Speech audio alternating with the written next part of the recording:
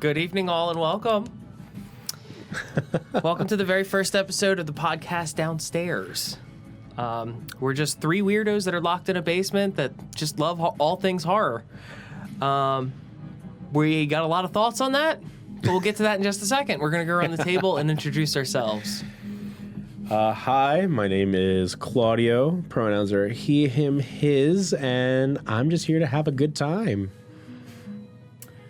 Ditto on the pronouns. My name is Joe, and I'm also super pumped to celebrate all things horror with newcomers and veterans and everything in between.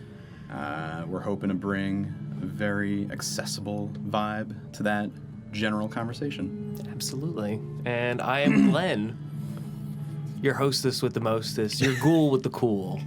Just kidding, I'm not that cool. So today we're going to be kind of just introducing ourselves and discussing our top three favorite horror movies, which is a very hard thing to boil down to. Three movies that are just you, but specifically horror movies. And then once we go around and do those for a little bit, we're also going to come up with a shared favorite to top off that list. So it's like we'll have our 9 and then our one pick at the top where all of us have come together and decided we love this movie and it needs to be at the top of our list. Oh, fuck. Isn't that going to be fun? Isn't that going to be hard? I had the very loose idea in my head that this would be like a general show canon. Like, what are our top 10 shared, not sacred, but just Sure. that we have my affection core, for. Yeah. That is a part of us. I thought it was going to be a full-blown brawl ourselves. smackdown. Wait, what? I thought it was going to be a brawl smack. No, I'm just kidding. Well, brackets could, be I came a future I have a baseball conversation. bat, actually. I have a tire iron, so we can do I have whatever we need to do. Undisclosed drink. Yeah. Blue juice. The substance. To quote Homer, purple's a fruit. Gotta change it.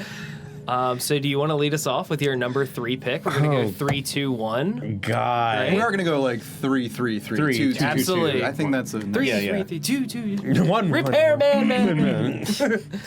I just want to first preface this with, oh my God, it's so hard to pick a movie. Oh my God, yeah. When you're in the spotlight of literally name anything that you like, and you're like, what movies have I seen in my life? So I picked 10.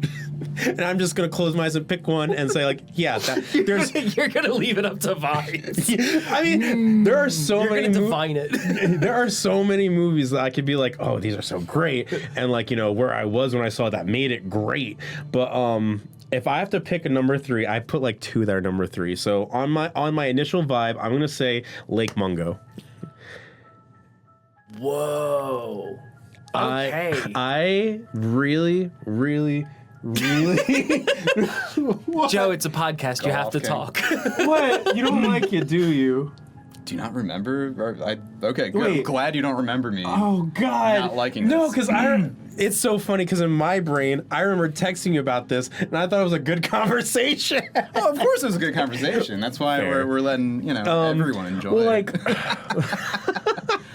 Well, go on. That's you. So not I that you need watched to make this- your case, but make your case. last Halloween, last October. Jesus, I should have picked Creep. They're both found footage, so Should have.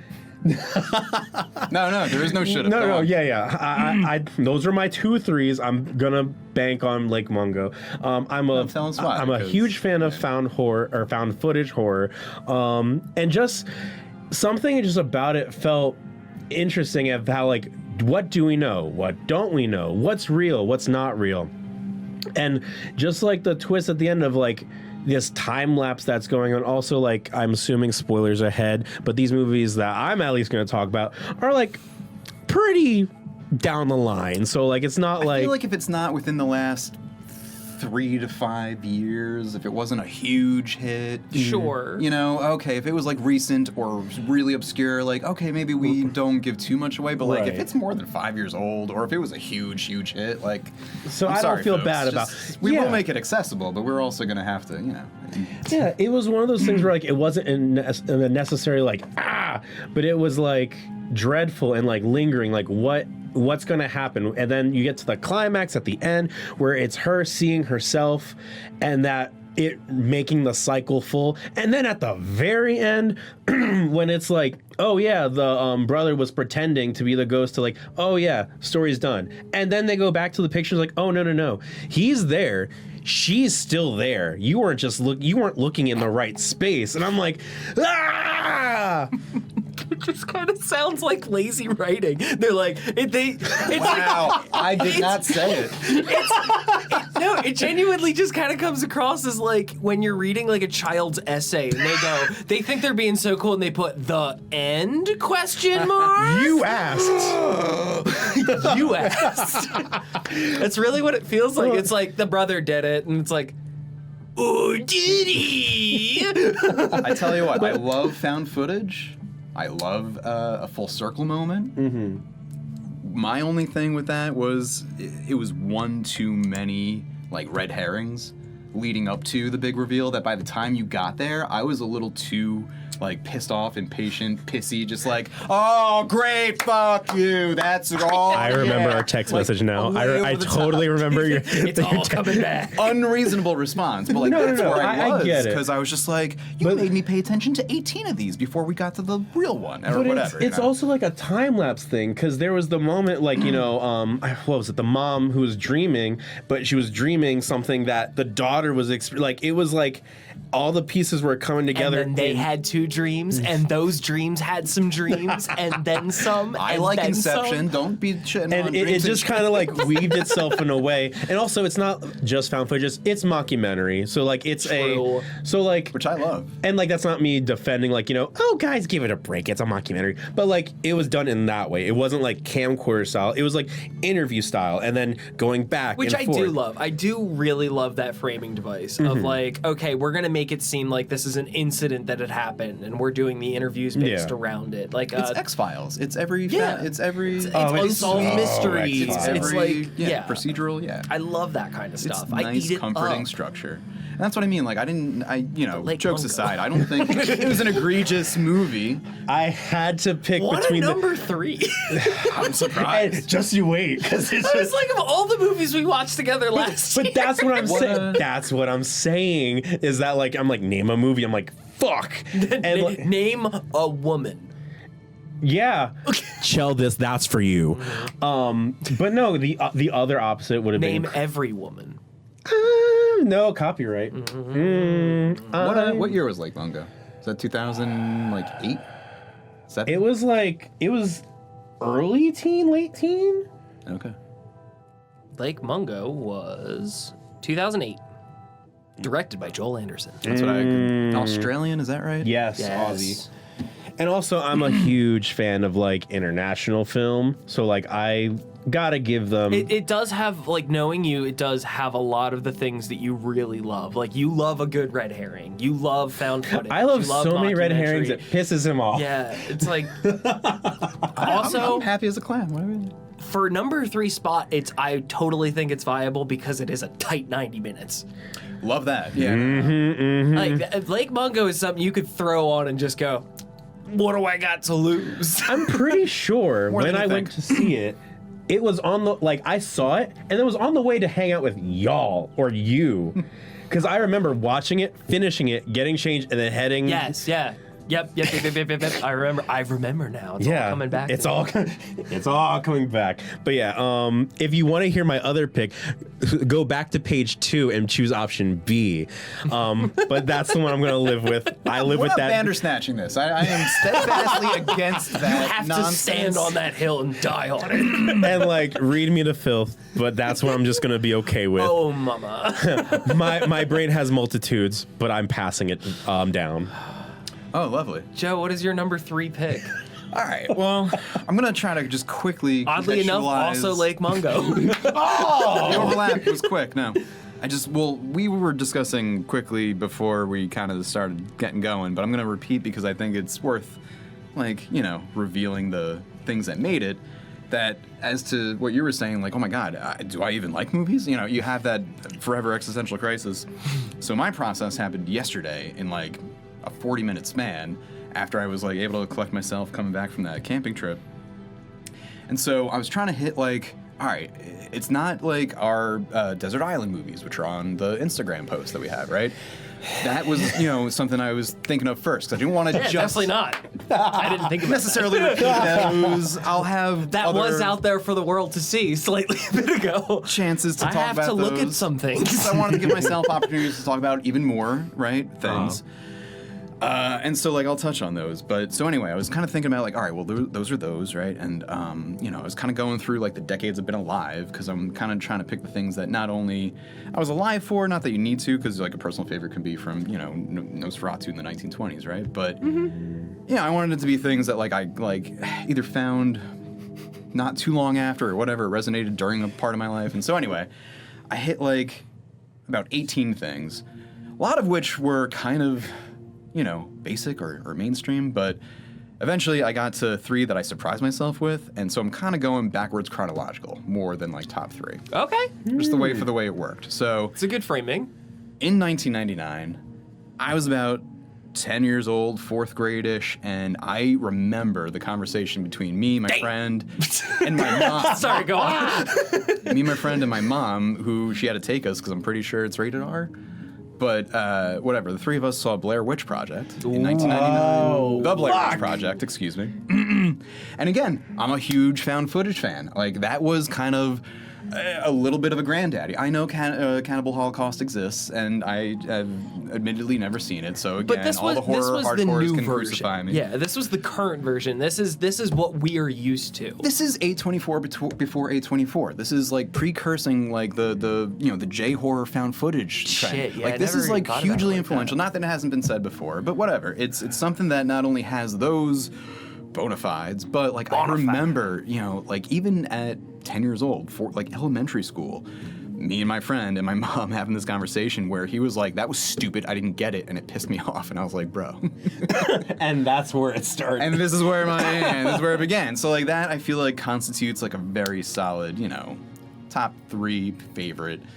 And something that I like kind of surprised myself with because like I loved it, but I was always like, oh, but like everyone knows it. Like it's such a gimme. It's such an obvious. But honestly, like it's informed so much of what I've come to love. It's remained a touchstone. Structural. And that's And so it's a long wait. Yeah, it's a slow burn. But holy cow, those final 10 minutes. Not enough red herrings, I'd say. Yeah, I'd say it could be more. Could have used more. I don't know. I wanted it like spoon-fed to me at the end, though, like a little bit. See, and again, I'm a little bit of a diva sometimes, and that movie ended, and I was like, first time watching, I was like, fuck yes. Then watching it again the second time, I was like, I know how it ends. So then you just really love Book of Shadows, huh? You're a big Book of Shadows guy, right? Yes. Can we talk about the soundtrack of Book of Shadows? It was fucking awesome, Joe, and I will die on that fucking hill. My backup B choice. Boys are fighting. My backup B choice also had a killer soundtrack, so if we don't hit it, I might mention it afterwards. We'll do some honorable mentions. Yeah. Thank God, I can be redeemed. Soundtracks. Yeah. We'll definitely. I'm trying to find it everywhere, and I can't find the rating for this movie. Rated R for language. That's it. Just language. Well, to be fair, there isn't really. I thought it was going to be something much dumb else, like supernatural imagery. Yeah, there wasn't very much. There Well, wasn't maybe violence, but no, you can't even really say. You don't really I was see gonna anything. say it's not. Adult it's themes, but like I don't think that was even a. How do you? Perceived violence. Yeah. Do you subscribe to any of the conspiracy theories about the movie? In terms of which? In terms of like what people think the movie's actually about, or like what the background story is to things. But I mean, like, is there a debate? Or what do you mean conspiracy theories? There are theories out there of like how the movie's supposed to go. I know there's many, but and one of the most prevalent being that the two guys that were filming with the lady brought her out there because they were gonna kill her, and that's why it happened the way that it happened. Is like they were literally just terrorizing her and then killed her.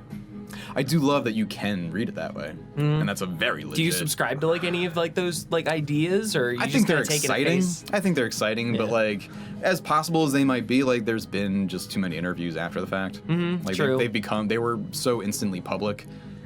And this is like, I mean, People thought it was real. I was gonna say this did that whole thing that Longlegs and I was about Weapons to say, this also did, like, predated the well before that, because there was a website. Well, not for nothing, Cloverfield, not like, what, 10 years later, not even. It was very much like taking advantage of that, hey, you know, here's the footage of the thing, and like... Which was ballsy in 1999 to do a fucking website. Like GeoCities or whatever. Yeah, they had like a blog spot, and they were like, guess what? There's this creepy thing. When was Ghostwatch out? Because that's like, I guess, that'd be the grandparent to all of it. Pretty isolated to UK at the time, I think. Yeah, Ghostwatch... You're right, and just televised. There was no theatrical. That was more of like a War of the Worlds type situation. Yeah. Okay. 1992. Grandfather. So there you go. World War II's great grandfather of like causing mass hysteria via how effective it was. And I mean, like Pulse as well plays with this, but I think that was a little bit more later, right? That was a little bit more post-internet, but Claudia forgot about Pulse. Fuck! This is what I mean. I keep forgetting movies are great, and we have seen at least a dozen movies together, and none of them are on this list. Well, at least a dozen? I'm hurt. That's what I mean, though. I love that I kind of surprised myself with these top three, because again, I didn't want to go to my core four on Letterboxd, or any of those necessarily. My desert islands that we've already identified that I know I'm going to talk about. Who would use their core four? That's weird. Yeah, no, it's not at all. It's just not what I wanted to do. I wanted to give myself as many opportunities to bullshit. I'm not trying to be star pupil. Well. Just give us your number three, Glenn. My number three. No. Your number C. Your letter three. My idea of like top three is like this is no particular order for me. It is not best to worst. That's what I was thing. curious about. Specifically, the way I picked was going through and going like, what are movies that I fucking watch all the time? I will go back and rewatch it as many times as I can, or if it's on, I'll stop what I'm doing, sit down and watch it, no matter where it's at, or just get excited talking about it if I find out somebody else loves this movie. Those are very good parameters for a favorite. And I truly do feel like my top three are kind of basic in the horror people world. Like, Scream is not on the list. Sorry, Scream, but like I thought it was going to be. Who would put Scream on there? That's so. I was hoping it would be on someone's. It's one of the top horror movies of all time for a reason. That is a very respectable choice. So I kind of went with a cornerstone for a very specific genre. I went with the hit comedy zombie movie Shaun of the Dead. Hell yeah. Absolutely. I still remember the first time I watched that movie, and I was like, I didn't know movies like this existed. It's like Monty Python, but it's also scary, but it's also like dreadful and sad and not fun at parts, and then like hysterical and just all over the place. It's very relatable. It has so much pathos. Like, not only are you... Oh, yeah. I think that's DJ from our other stream that we hold in the step basement. on anyone's toes. But no. I mean, awesome pick. Yeah, no, and beyond, it's like zombie bona fides and like the comedy gold. Like it really is such a relatable story about everyone who has ever hated their job or screwed up with their significant other or whatever the case may be. You feel like you've sunken into this repetitive motion. Is your adolescent best friend or whatever the metaphor you choose to be, the self-destructive, comforting thing that is it holding me back or whatever. Like that is so universal. It's a great theme. So am I the fuck up or am I gonna blame everybody else on being the fuck up? It's like there's a lot of introspection and like existentialness to it. It's also just a love letter to the genre because like god damn it if they don't love Day of the Dead, Dawn of the Dead, like Night of the Dead. There are so many just little yeah, but also like music and like I don't know, bar culture and like you know what I mean, like like they incorporate a lot of different things. Familiar Go to strife. the Winchester. You know, they really like just work so many different things into it, and like I don't know, there's like the whole like the like Friends sitcom aspect of it all, between like you know, oh you have your like this is so unserious, but then also oh my god, And at like no the love point, triangles in your friend group, or like the college history drama or whatever, at like no that kind of point BS. in seeing like Nick Frost and Simon Pegg go back and forth with each other at any point in this fucking movie, anybody can watch it and go, I know exactly that relationship. I know exactly who those people are. I might be one of those people. I might be both of those people. I'm in this picture and I don't like it. Or maybe this, I do. Is this fucking play about us? Like, it's literally that. Like, it's so accessible. It was one of those, like, this opened the door for me to be like, oh, yeah, I didn't realize that, like, movies could be made for me. Because it truly did. Watching that movie the first time, I was like, I laughed at every single joke. And I was like, this is incredible. I love this. How did they know what would make me laugh specifically? Like the perfect vibe frequency, just hitting that. Like when it happens, man, you can't ignore that. Doesn't like, run too long. Doesn't bog down ever. Again, you could put it on at any point in the movie and sit down and go, yeah, I'm watching it. Like that rewatchable factor. When it was on what is it called? The telly. No, like what was it? It was probably like either Comedy Central or MTV or something. I feel like it was one of those like Comedy Central ones where it ran I remember all the time. I remember the first time I saw it was on one of those networks, and I'm like, what is this? The edited version on Comedy Central too. And then I went back and I'm like, oh, I missed so much. I definitely discovered, especially like in the early 2000s, so many that, you know, some became my favorites, so I don't want to necessarily give them away right now. But like stuff that you caught the last 40 minutes of or the last 25 minutes of, and then you're like, holy shit, I absolutely have to look up on TV Guide or the Comcast when it's coming back on thing to figure out when I can catch this again. I kind of missed that like feeling of hunting things down. That is real. It's the same vibe. But we as have like, it in different ways now. Did we just boomer ourselves with that? No, we've millennialed. So I've elder millennialed myself. Elder. I don't give a shit. I'm proud. Elder emo. That's what we'll go proud on that one. My white studded belt. My shoelace. I'm wearing cutoff jeans right now. My chucks are so chucky. I don't know. None of these are lies. We're actually wearing these. Do we have more to say for Shaun of the Dead? I love it. I love it. I think that it's definitely a statement piece for you. Yeah. I mean, obviously the best of the Cornettos. Not a hot take, right? So our producer Don. There's only one hot take. Our producer Don might argue that Hot Fuzz is one of his favorite movies of all time. Sure. As is mine. Good. No. I mean, that's not the hot. I mean, there's only one hot take with that trilogy, and it's that World's End, yeah. would be the best, and I just simply cannot. I don't think I've seen World's End. Exactly. Yeah. Sorry, Simon Pegg, everyone. I love you, man. Yeah. Like you did it. I think that I was hope the you weakest entry. That's all I'm saying. I can't wait to watch it and put it as my new number 3. We wish you the best, and we hope you didn't kill Tom Cruise recently, because who knows? Spoilers. I don't know. I didn't say it. Yeah, I didn't see that. I will, though.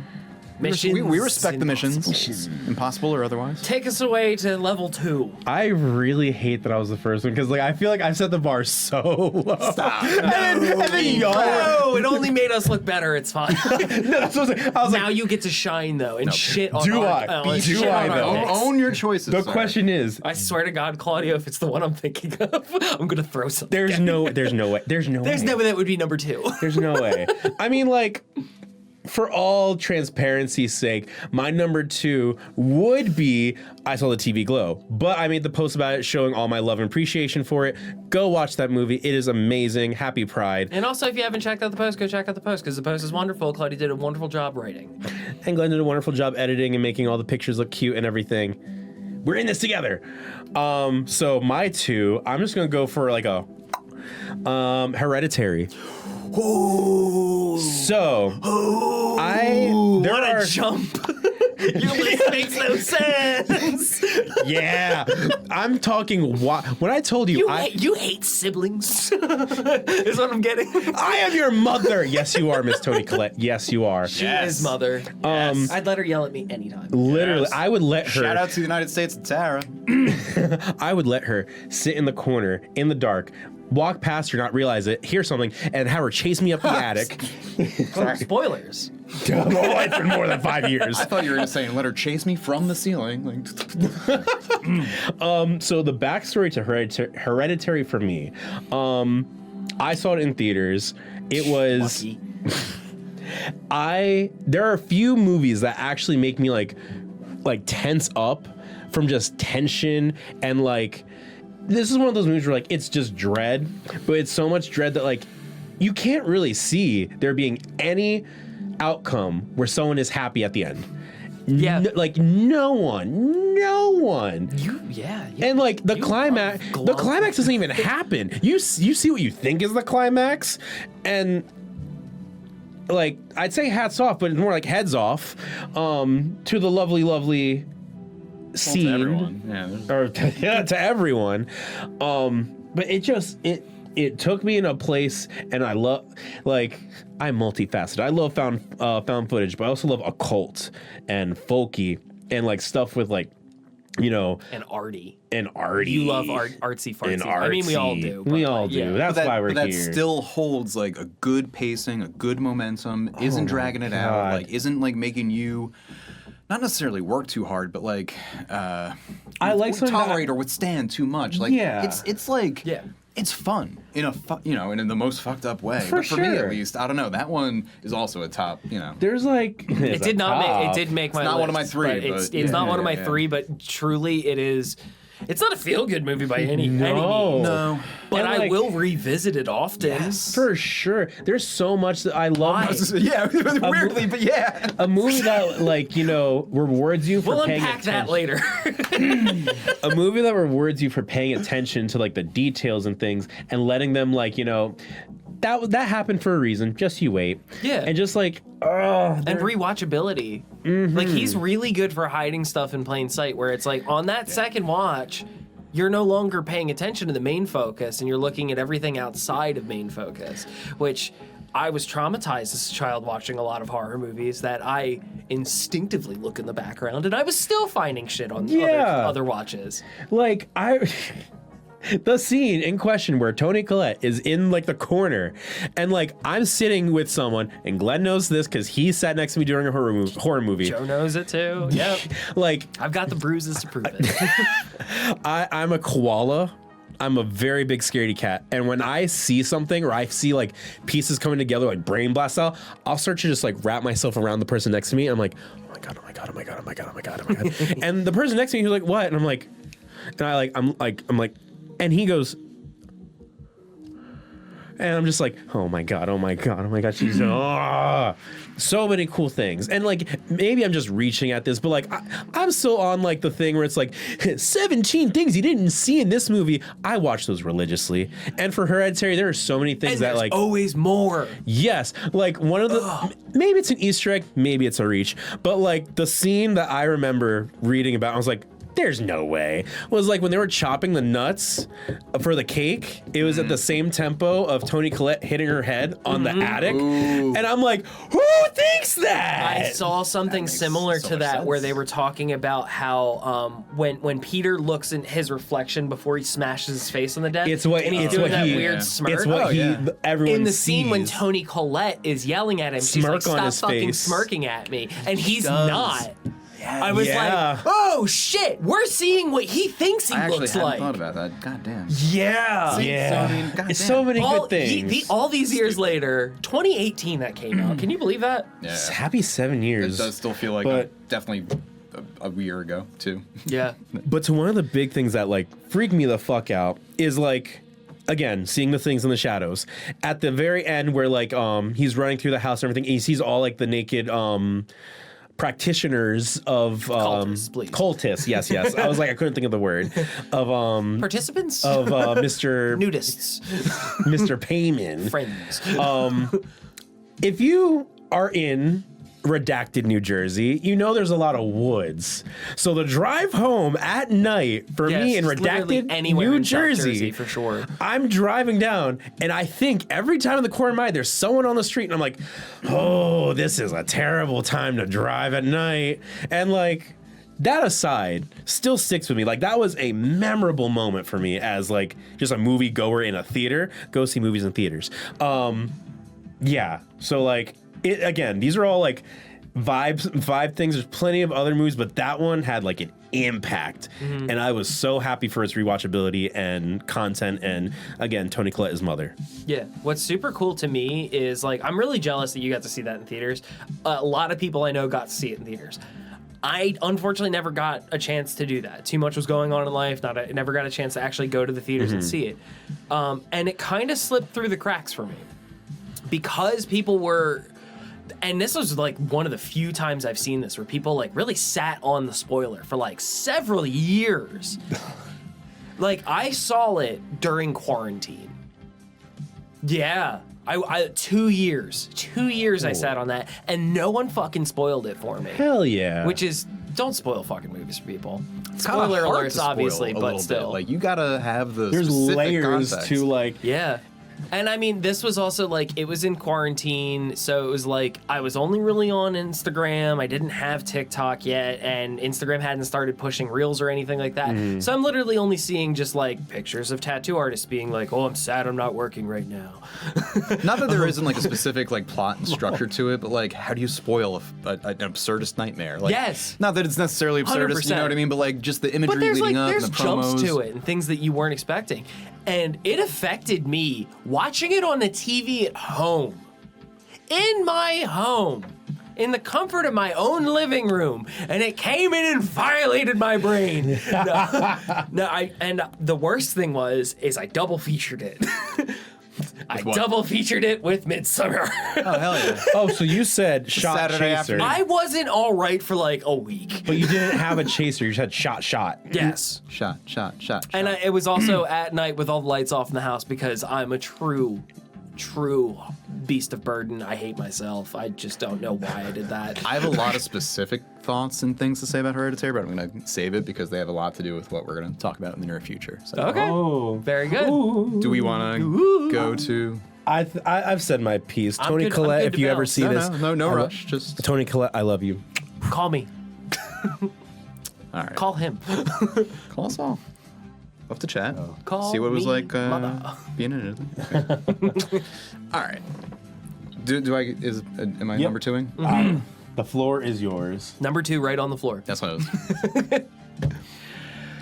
One of my Desert Island movies that is like just a true, like, probably all-time top 10 and like core me is The Shining. But instead of talking about that more, because I mean, how many, I don't know, straight white guys have already told you about The Shining? Have you seen the movie, but have you really seen? You've looked at it, but have you watched it? That's so real. Listen, man, like Kubrick.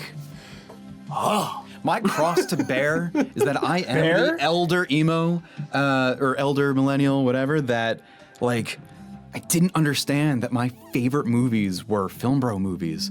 Because I didn't know that all my peers went to college and acted like assholes to every girl they talked to. Joe, you're in a safe space, and we're gonna go ahead and say this right It's a now. shame that I'm not, saying is- Donnie Darko in these three movies, when really for that is people in our age big deal to range, me. There's a handful of movies that we saw that were unlike anything else. It's like the first time you had like a craft beer. We've all had the same first craft beer. It was Blue Moon, and you goddamn know it. You thought it was so cool with the orange now. But like that first time that you see something a little different, and you're like, "Whoa! I didn't realize it could be like this." You got your Donnie Darko, Fight Club. You got your Fight Clubs. You got your. I Shining. love Fight Club. I will fight you for Fight Club. And it's like when I'm you sure grow up, film bro. yeah, like when you grow up watching Which like. I love Czech Palahniuk again, Pride. Absolutely. I saw the best meme today where it was like a film meme where someone had like, it was the one where it was like a t-shirt and they're like, oh, Like your I Pride love your t-shirt. When did you come out? And today's the one that I saw was for Fight Club, and I was like, I love that. Yes, because That almost got posted to our is. Instagram account. Oh my god. brains. No, it's like when you grow up watching like these Budweiser movies. I'm gonna TM that. I'm gonna TM Budweiser. See me. When you grow up watching like, and no shade, like I grew up loving these movies. Like all of your like James Bond films. Like, my dad loved James Bond movies. Like, my mom loved, like, any sort of, like, late 80s, early 90s comedy movies, a la, like, Overboard and Money Pit, stuff like that. And it's like, okay, they're very one-dimensional. These are all pretty one-dimensional, cut-and-dry films. You know what you're getting. The same structure. Like, nobody goes into watching Big being like, my brain is gonna be fucking exploded at the end of this movie, man. Well, I do think The Shining is a movie that does explode a lot of people's brains. And that's what I mean. We get that taste of that right out the get-go. And it's like, because you don't get to watch that when you're a kid. But I was saying, like, I'm not even trying to pick The Shining. I am picking Dr. Sleep. Yes! Yes! So Fuck yes! Can we roll the clock back and take back everything? I'm just kidding. I'm kidding. Has its giant Stanley Kubrick shadow, right? And like you know, you don't have and it's shaped like Ewan McGregor. You don't have a rarity of. Well, now it is, right? Like you don't have a rarity of people telling you how great The Shining is. But I feel like there's like, I don't know. I just felt like Dr. Sleep was really slept on. And underrated, right? Gonna say that. Of course you do, because it's an obvious pun. I am Dr. Sleep. Not a father, but in fact a teacher, so I get access to the dad jokes. Yeah. But no, My transitive property. Look, I also love Star Wars, and this is a secret Star Wars movie. Because obviously you have Obi-Wan Kenobi training a new young Padawan Shut Oh my god. in the ways of the Force Shit. in order to battle evil. Is Star Wars a Budweiser movie? Oh my god. Yes. Yes. That's all. Yeah. Star Wars is a dad beer movie. When you cook it that way, I will still eat it as a meal because I enjoy Dr. Sleep. I fucking love Dr. Sleep. This was also where I like fell in love with Rebecca Ferguson, like Rose the Hat. Get out of here. Oh my. She's a Sith. I mean, like, and not even like that far off from someone that has that supernatural ability that is like the flip side of The Shining that Danny and Abra possess.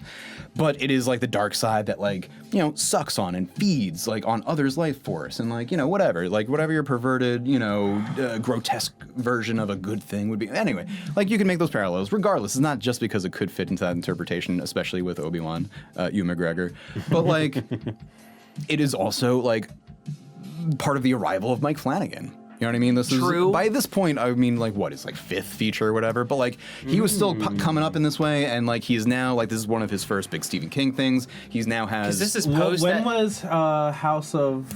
So not only do we have the House of Usher series. I was going to say we have that whole situation, but he's done so many, you know, Stephen King things. You know, Gerald's Game. He's got an upcoming Dark Tower, I think series, whatever that's going to be happening. Like multiple other things with what's his face, Tom Hiddleston's new one coming out this year now, Life of Chuck, which you know, which I think I just saw a thing about where it was like it's Mike Flanagan's like love letter to his kids or something. Like it should be really cool. I hope I'm gonna sob. I love his I hope Oculus. the best for it, honestly. Or shoot, not Oculus, but Ascension. Monarch, Butterfly. No. There's one that's a little bit more like touchy feely and a little bit more sentimental. But I love it though, and it's and I can't remember which one it is. No, that's his first one, which I do enjoy. Again, I'm a huge Mike Flanagan guy. I do love The Shining. I thought this was a really, really clever, smart way of sort of resolving the differences between the Kubrick film and the King novel, because there's of course that very famous debate throughout the horror community about how much Stephen King hates Kubrick's film. I think it might be Before I Wake. Was it Before I Wake? The family cover, and the kid and the nightmares. The cover of it has a big moth on it. And there's a big, exactly. Yeah. Leave it to Mark. Wait, But, Before I Wake, so- which one's that one? I like that Dr. Sleep kind of resolves that in a way, and it's just very seamless in my opinion, and it just is like, something that resonated with me so much in 2019. Sure. One of the great years in cinema. Like, not, only do we have 99, but you have 20 years later, 2019, a very big year. So anyway. Prince should have been there The to say it. Cankerman. That's where I remember it from. Before I Wake, the moth, it's a butterfly. That's what I thought. Yeah. It's part of the. It doesn't matter. But now Spoiling things, it's but connecting because I remember that movie. It was 2016, Joe. Move on. No, like there are so many like I love pretty a movie obscure. So Yeah, that true. goes like no, I'm a big slut for nostalgia in a movie. So like if you have a sequel or like a continuation of something and you reference like directly back, so when they go back like True. physically, I'm like, oh, this is gonna be so rich. Yeah, I was gonna say like if The hedge maze. if memory serves too, like the all original the caretaker visuals guy of was that. there. What? Of The everything in original the Overlook. caretaker guy was there too. Oh, which, by the way, one of the greatest crimes against humanity is the fact that we are not getting Mike Flanagan's Halloran. He was going to do a feature movie that was going to be like a Halloran movie. It was going to be awesome. So sad. So we're not getting Exposition the movie. Hey, prequels are fertile ground for vibrant, dynamic storytelling. But see, there's the cool thing. The cool thing about that is Again, I'm a Star Wars apologist, and I will fight you all. No. it's a prequel, but it's also like an original concept. They're not making any money on our dime. I mean, They already got theirs. She already done Pat Hearst is we struggle for ethical consumption and capitalism, but go Yeah, on. you know, felt that. this world is a hellscape. Hence the horror. That's why we watch We these endure them movies. together, friends. Yes. I Or- persist, therefore I am. Speaking of, what's your Number second pick? 2. Okay, number 2. So I was at a toss up. Unless you wanted to continue discussing. I mean, No, I'm sorry. I feel like we could give Mike Flanagan his own episode. His own episode, you're right. honestly, like his And body Katie of work Siegel, is so Kate cool. Siegel. Hush. Yes. Another banger. That almost was that was a honorable mention for me. I'm gonna just let you like my list Midnight at the end, Mass. Midnight Mass. I love them all. Like I'm really. We're just naming. They this had entire They list. also had the one, in my opinion, redeeming vignette in the last VHS. Ooh, yes, I yeah. forgot. Beyond Kate Siegel's directorial debut, I believe. was yes, and I think he. I would like to see a lot more from the space one at the end. Yeah. The really trippy one. Oh, It was The found. actually It was like the found footage on the yeah, on the spaceship. the woman that the was with their hybrid family. DNA. yeah, where it wouldn't keep healing. Yeah, her. yeah, the nanite. Yeah, one. that thing was fucked up. That was cool. If you haven't checked out VHS Beyond, it's fun. Go check it out. Yeah. Drink heavily. Yes. And stay tuned to the end because like the credit roll song is a song by this band called Holy Blade and they're awesome. So check out Holy Blade. Hell yeah. So my number 2, I'm like kind of torn because like I said, it's not in any specific order. I think I'm going to talk about this one. Yeah, I'm going to replace my 1 and 2. Not for any specific reason. They're not in any specific order. The only reason being I'm going to talk a lot more about my 1. Oh boy. So my number 2 is a movie from the late 80s, I believe. I don't remember the exact year. And it was the first time I have ever seen the beautiful chinned horror of Bruce Campbell. Evil Dead 2. That's right, I watched them out of order. I saw Evil Dead 2 before I saw Evil Dead 1. And Evil Dead did. 2 has stuck with Not everyone in this room. me. Not everyone's seen Evil Dead 2. Oh, see, that's the fun thing is we're gonna talk about They're this gonna come for movie, me. and I knew that they didn't watch this movie. We had There's ones that it's like there are movies that they've seen that I haven't seen, vice versa. There's Part of why we're here. it's Yeah. all part of the We're all discussion. doing our We're homework. casting a wide net of people who enjoy Lake Mungo No, who don't. Evil Dead 2. Together we hits- form horror Voltron. Go on. Absolutely. Fortron. Sounds like a sex robot. Hell yeah. Sex robot. Sex robot. But daddy, I love him. I'm coming down to your town. Beep, boop, boop, bop, boop, boop, bop. No, Evil Dead 2 is like, that was my like foray into like more serious horror from like, I saw Shaun of the Dead and then I saw Evil Dead. Like I was on this whole zombies kick for a while and I was really into it. And it was like me stepping into different things, and this was like still staying on the more camp comedy side of things, but slightly more serious and grotesque. And it was the You say serious, but nightmarish. Yes. Or violent. yes, Or, okay. like more Graphic? gruesome, There you go, graphic, sure. gross, other G words. Great. But not necessarily grave. You know what I mean? Like, yeah, it is well, I mean, literally. but I don't know, the tone, you know. Yeah, it was like it started hitting like all these things in my head where it was like, because like I was a scaredy cat growing up. I was scared of a lot of things when I was little. I watched 1 or 2 horror movies way too early. It really scarred me. I was not into it, and then it's like at some point, a switch flicked, and I was like, I love horror movies. I wasn't I necessarily don't have to be afraid anymore. a scaredy cat, but like I didn't chase like the gore stuff or the slasher stuff like as voraciously as a lot of friends did growing up. Like I had friends in high school that were like all about Slumber Party Massacre or things like or whatever they were into, and I was like Gears of War. Okay, that's cool. Like, but like it was a corner that I was just like, Or, like, all right, it's over movies like there, Psycho and I'll when visit you were it a around. child, when right? What was that? Or movies like Psycho, like when you were a child, right? See, that would be a little bit more worthwhile. That was that would on AMC. That was like the first and only time I've ever taken a dig at Joe for his age. That and the birds. Like really, That's where you're going. Okay. Yeah. I thought you were just saying like that's a fucked up movie for a kid to watch. No, well, Not just the an old time, man not the movie. Yeah. timestamp. Back when like House on Haunted Hill came out, the original. Joe was a mere child. Just a twinkle in our great grandfather's eyes. No, just kidding. Joe was born into the generation of House on Haunted Hill 2000.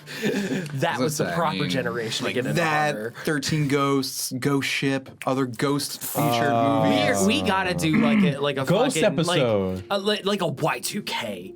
We got to do a Y2K countdown because there were some really good ones that are right in that all genre. I'm going to talk about is saying Final Destination. Yeah. Literally the year 2000. Maybe the year 2000, maybe just around that time, like that decade, because like there's no other feel like you watch Ghost Ship and you're like, I know when this movie was made. It was my That's age, right? It was just real. reflecting Yeah. my 13-year-old like, whoa, cable like, excitement kind of part of my that brain movie at the really time. peters out after like the first like 5 minutes. But then But man, does it have It's a fucking baller 5 minutes. People still talk about that 5 minutes.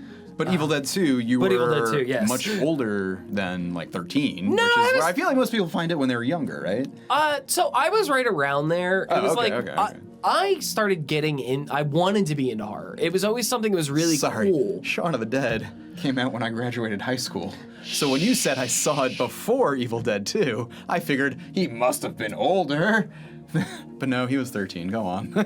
Sorry. Go off, King. But it was my foray into like seeing like gruesome things, like gross stuff. But it's like it was presented in such an accessible, campy way that it's like, yeah, this is gross. It's awful, but it's funny. A in little way. safe. Yeah, and Yeah. it's kind of safe. It's padded out. There's stakes, but not skates. Yeah, and I can see that it's like, yes, they are clearly chainsawing a dummy right now.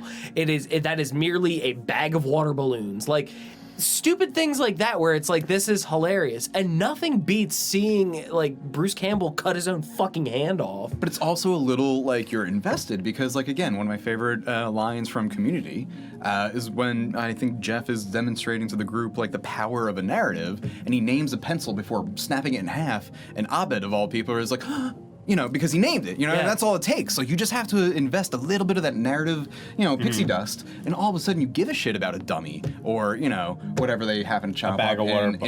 in a history of violence, or a Valley of Violence or any kind of violent movie that we might enjoy. Body parts getting Like ripped Smile up. too. Got it, yeah. I know what my number one movie is now. No, are there any other Evil Dead 2 thoughts that we care to would- celebrate with? I do. I was That never. we should take notes on for when we watch it. I'm excited for Evil Dead Burns. Yes. Monty Yes. Burns. Yes. Who is directing that one? I forget. I was gonna say, like, a little bit of spoiler. Evil Dead Rise did not make my top 3, but like it came close. That's a really good one. And I'm not even an Evil Dead guy. Sebastian? Oh, Vanishek? I'm not familiar. I forget. Yes, we talked I? about this He did before. Mayday and Crocs are the movies that come to Interesting. Google. that come to Google? that come to my mind as I look down into the ether. I'm scrying. Does that bring us to our number ones?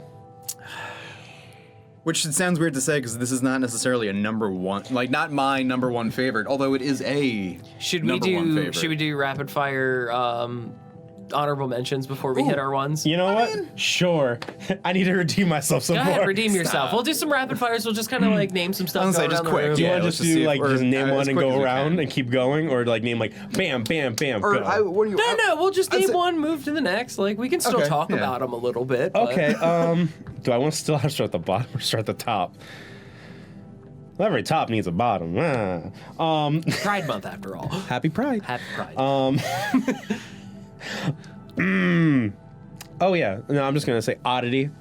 Oddity was a great one. Again, culture movie, folk movie. but Lake Mungo. Oddity, great Okay. movie of 2024. My number one is from 2024. It's not Oddity, but I cannot wait to talk deeper about the year 2024 because that was a banger horror year. But go It on. was. No, Oddity, it was just so. There's a reason I put it at 3 because I didn't think it was gonna be. I thought the levels mattered. It's like, oh, these aren't in anywhere. I'm like, fuck. Now I was gonna think like Mungo's my number 1. But no, Oddity was just so interesting, and it's a revenge ghost story, which is such a weird twist, but it works. And just like I feel like I saw nothing coming, but it all made perfect sense. oh yeah, That's what I'm talking about. You just sometimes you gotta cradle me a little bit and feed me a little But bit. that's what I mean. And like, I'm like, and I'm here for a it. A great movie knows how to meet you halfway, where you're not so confused that it's frustrating. when you they don't give here a shit. comes the airplane for me. But it's also, like they do it, but it's not I have spoon to go the rest of feeding the too way. much, or it's not holding your Yes. hand too tight. You know what I mean? And you Well, have like- that sense of edge of your seat while also still enjoying like the context of what's happening and unfolding. Exactly.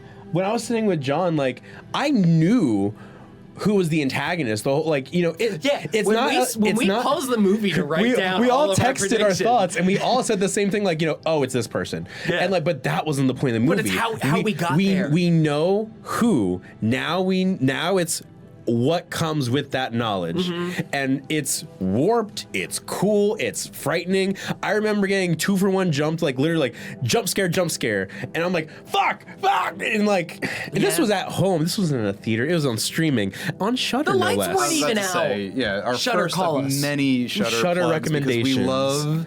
Shudder is Shudder so amazing. We love you, Shudder. But if it wasn't for them, we would Talk to me, Shudder. It was in theaters for so little, and like it didn't line up for us that we could see it in the theaters, and I was so happy that we were able to like stream it not too long after. The day, I think it was the day that it little, was like released, or maybe Irish a day production. before. I was gonna say, yeah, we missed Or it only after. by a little bit. Yeah, and we were like, "Are we all free this day? Can we watch this movie?" And that was actually when we watched VHS sometimes. Beyond as well after it. But like, Also from Shudder Original. Thank you, Shudder. but just so beautifully crafted and like so. And then it has like a little nod to Caveat, which is really cool. That little bunny in the little antique store. Mm-hmm. But yeah, Like How did that he was use a good one? fun one. That was so fun. Oddity's a banger. I'm so glad we got together for that one. Like that was I would have enjoyed One it of the sitting at dozens. home. Yeah, well, I would have enjoyed it sitting at home just watching it by myself. Mm-hmm. But I enjoyed it so much more getting to watch it with other people. Go see movies with your friends. had mentioned, another backup earlier when I was talking about Blair Witch Project, but if like that wasn't going to be my pick, it was Book of Shadows. between that or 28 Days Later. Oh, Not only zombies. zombies, but also like great soundtrack was what I was what you mentioned earlier. Like that soundtrack was one of the first movie soundtracks where I was like, oh shit! Not only is this like a bunch of tracks with bangers, because hey, shout out to like I don't know when I was a kid, the Mortal Kombat soundtracks. The Crow soundtrack's a little bit more respectable. Yo, the Crow soundtrack was fire. But I 20 was Days actually Later listening was to the that first time today. that like it was like some tracks from like actual like indie bands that were like made me feel cool at like 16 or whatever, 15, Yeah. but also like score from the movie that was just creepy strings and like Yeah. the slow builds and like fucking unbeatable. Well, anytime you Opening hear me that up to guitar post-rock, by the from way. like fucking In the House, it's the greatest fucking thing Absolutely. ever. That like that guitar hits and you're just like, oh, I know where I am. By the way, we are all obviously so pumped for the Bone 20 Palace. years later. We're Years gonna later, talk about The Bone Tower. We're Part gonna 3 is talk gonna be, about but that'll be very exciting this summer. I'm so excited to see Kick-Ass fight a zombie.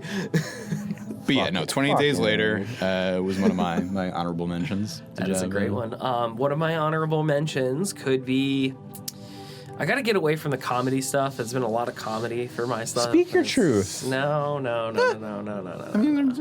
Like I was gonna say The Burbs, but that's in my desert island thing, and it's like I feel like Nothing wrong with that. it is more Be comedy than it is horror. No, if I'm going like one of my backup honorable mentions, like something that like really like sparks joy in my heart for horror movies.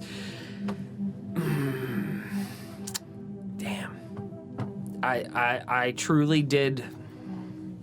Speak to your soul. No, I don't want to because like anybody watching the video is gonna be like, know, "Oh, so fucking don't- course, it's Nosferatu. It's always been Nosferatu. I'm wearing the shirt." I was about to say. Wait, what? I love that fucking movie. You saw God damn. Nosferatu? Robert Eggers' brother. Yeah. The Lighthouse. One of my honorable mentions. Robert Eggers, make a Mothman movie. Make a Mothman movie. Oh. I would fucking watch that. Please. Hell yeah.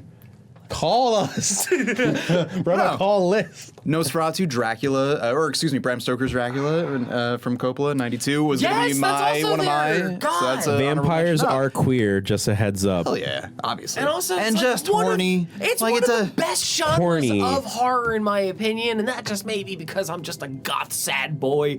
I love fucking vampire movies. But one Fuck of the quality. Twilight series, honestly, though, from my perspective. I was gonna say, do you claim all vampires? Let the internet come for me. Yeah, I don't love Twilight, but also I didn't. You're gonna get doxxed. Well, I saying- wasn't into the books, so it's like it was never anything that I was exposed to in a way that I was like, oh, this hits home for me. Soundtrack's pretty fucking. You're good. saying every other vampire content Paramore. is aces? Not every other. Oh, all right. Well, I didn't know why John we were calling. Carpenter's vampire. I didn't know why we were the calling out Vampire Twilight. Mars thing when they were like Oh, alien shit. vampires. Ghost of Mars, Ghost of Mars. Yeah, that's. I just didn't know if we were calling out Twilight in particular for any reason. No. It's just like it was the one that came to mind. It's very high in pop culture. Is really where it was going. I'm a little guarded about our Pats, you know. I don't give a shit about Twilight. Our path. We love you, You Kaylee. mean the Batman? the fuck. The Batman? Part Yeah. 2 never happening. Just kidding. Nosferatu, I'm gonna give it a good old slashy slash and put Coppola's fucking Dracula. Another 2024 banger. Yes, again, way to close out a year too. What a banger of a damn. year. You got another. Yeah, let's keep them coming. Keep them coming. Rapid fire. Are we Let's go. still going rapid fire? Yeah, okay. go ahead. Come on, we got a lot more, yeah. These things. Fuck. Wow. Repetition 3 times. What do I want to talk about? I was gonna say, do you need a minute? Do you want me No, to no. vamp? It's, So I got it's a them ready coin to go. flip. Joe's probably locked and fucking loaded. How many more do we got? Because that's going to be what matters here. We'll do another go, round. yeah. We'll do Okay, another round. Strangers. The Strangers. Ooh, that is a very you movie. I love. I say I love things. I'm the Paula Abdul of horror. I love everything. But like for this one, You were just too nice. You're too nice sometimes. like Paula Abdul on American Dad, American Idol. An American Dad. No, the Famously American Dad. It's a claustrophobic horror, and we talked about it earlier. I just love how like a setting, like it's in such an enclosed area. There's not much to do. It's just existing with the terror, and like it's Which one? The Strangers. Oh, the first one. The first one. Yeah. Oh yeah. No, I do not claim the second I one. was I do about not to say, claim let's chapter be 1. very clear. Yeah. The Strangers, number 1. OG. Some of us are more generous with the others, besides the original, than other people at the table. Go on. I just enjoy. I love. And I guess this is also like, you know, like why I enjoy Hush, because it's also in such an enclosed setting. It is, I love a bottle episode. yeah, what is it called?